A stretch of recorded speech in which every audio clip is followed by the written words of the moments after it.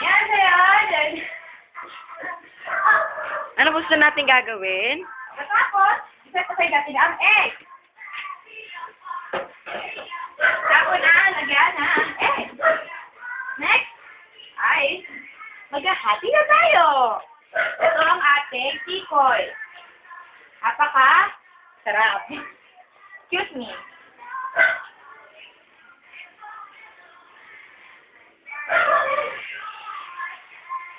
Kailangan natin ng isang sipak na gano'ng kalaking tikoy.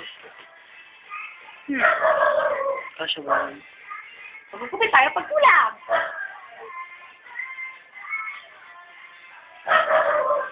Yan.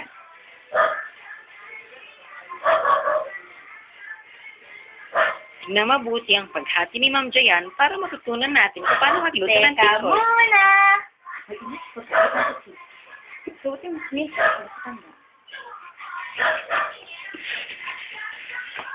Ba't ka natatawa? Cameraman? Wala kang karapatan tumawa. Gusto mo mukha mong hatiin ka? Wait.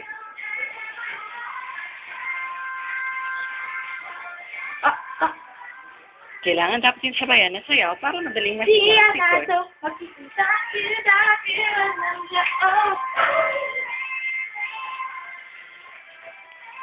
Okay, walang kwenta? Hindi at hatiin, ha? Para lang si Tita Ami, oh. I know.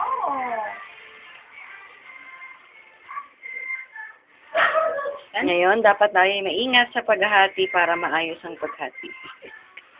Bobo, kailangan maingat sa paghati para maganda ang paghati. Balikad ka. Yan. Isang malaking tipak na, ha? Tikoy. Tayo natin ang tikoy. Next step, hatiin sa gitna ang tikoy. Para madaling hatiin. Kumuha ka ng bowl, please. Oh! Okay, next step. Hatiin natin siya ng ganito.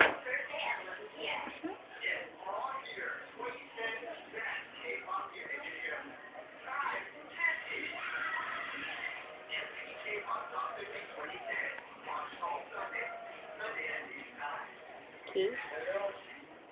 There. Hati na siya. Feeling ko, mabibitin tayo dito. Hindi mo natin dito. Ang tipak na. Tikoy. Boy, kung gusto niyo yung regular shape lang, wala, care ko. Gusto ko ganitong shape. Yan. Mukha siyang ano. Tagay niyo.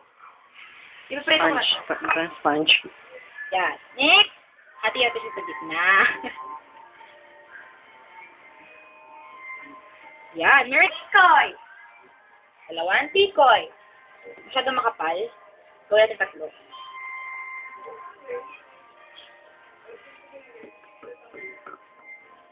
Yan. Ay, hati. Masyadong makapal. Yung una natin ginawa. Wala narinig akong pangit sa TV. Justin Bieber.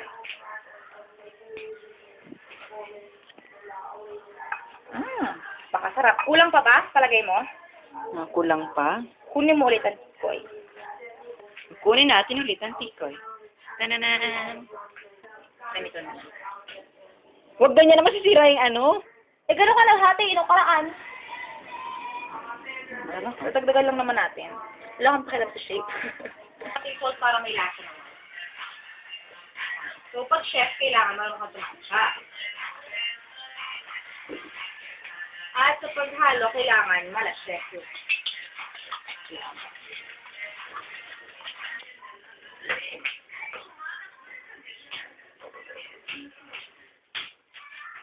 Tapos hindi ka nang karami, hindi ka nang kakurente.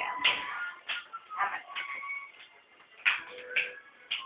Next, patay mo na. Ang gagawin natin. Okay, dito na tayo. So, kamay ko na lang natin. Hugas ka ba ng kamay? Siyempre. Paalala. Paghugas ng kamay kapag kayo nagluluto.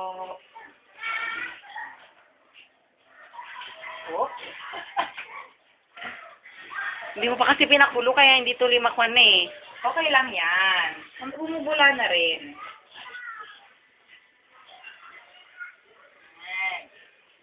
babatuhin. Tip lang, huwag niyo ibabato yung mantika, para hindi tumalsik yung mantika, huwag niyo ibabato. Yung inyong tikoy. At huwag niyo dapat pagdidikitin. Don't overcrowd the pan because it will lessen the temperature of Pan. the pan. Tama. So, kaya kung magluto kayo, huwag niyo pupunuin. Dahil, ang mangyayari, babaga lang pagluto ninyo. Imbes na pumilit. Tayo natin yung pumilit ako. Kulang pa. Yan. Di ba kakaibang tikoy ito dahil iba ang shape ng ating tikoy. Very weird. Weirdly shaped. Okay, lakasan natin ng konti. Ay! Lakasan natin ng konti. Huwag masyado, baka masunog. Yan nga. Tama. Mamaya hinaan mo lang kapag Siyempre. Alam ko. I know! Stop ko na to. Yan. Mamaya, pagka namadik natin mamaya. Kumari.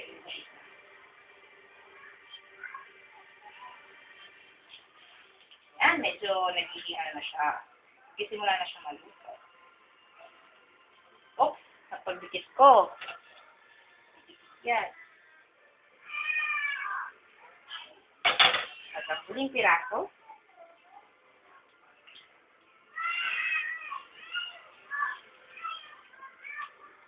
Oh my God, dikit ko! Tip. Anong tip? Oo, pagdikitin. Okay? Yan. After ilang segundo, makita yung luto na siya. Yan po, sigla natin na luto. Ah, luto na siya! Kayo pa kagaling, luto na! Di ba?